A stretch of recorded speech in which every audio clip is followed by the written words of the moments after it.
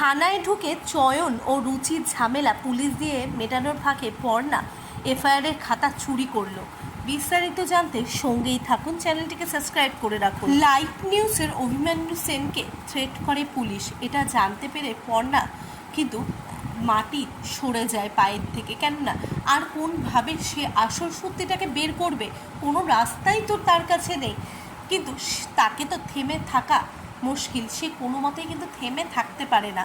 ওইদিকে যখন সকলেই বলে যে নিউজটাকে ড্রপ করে দিতে, তখন কিন্তু পর্ণা মনে মনে ভাবে যে তাকেই কোনো কিছু করে একটা প্রুফ জোগাড় করতেই হবে পুলিশের এগেনস্টে, কেননা পুলিশ এই ব্যাপারটাকে এইভাবে ধামাচাপা দিতে চাইছে।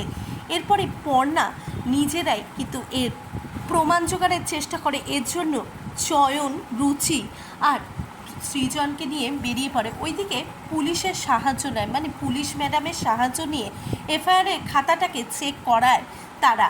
কিন্তু পুলিশ ম্যাডাম তাদের খবর দেয় যে 108 নাম্বার আছে, কিন্তু 107 নাম্বারের পেজটি নেই। তখন কিন্তু তারা মনে করে যে তাহলে আমাদের থানায় ঢুকে আসল রহস্যটা কি সেটা বের করতে হবে। এরপরে কিন্তু পর্ণা একটা উপায় সকলকে বলে যে তারা কি করে থানায় ঢুকবে। এরপরে কিন্তু তারা বুদ্ধি করে যে রুচি আর চয়নদা যদি নিজেদের মধ্যে ঝগড়ার কোনো কিছু নিয়ে পুলিশের সাথে ব্যস্ত থাকে, সেই ফাঁকে তারা কিন্তু সেই এফআইআরের খাতাটা চুরি করে নেবে। আর ঠিক তেমনই তারা ঢোকে থানায়। শেষমেশ কিন্তু পর্ণা পারবে কি এফআইআরের খাতাটা চুরি করে নিতে? হ্যাঁ, এমনটাই হতে চলেছে।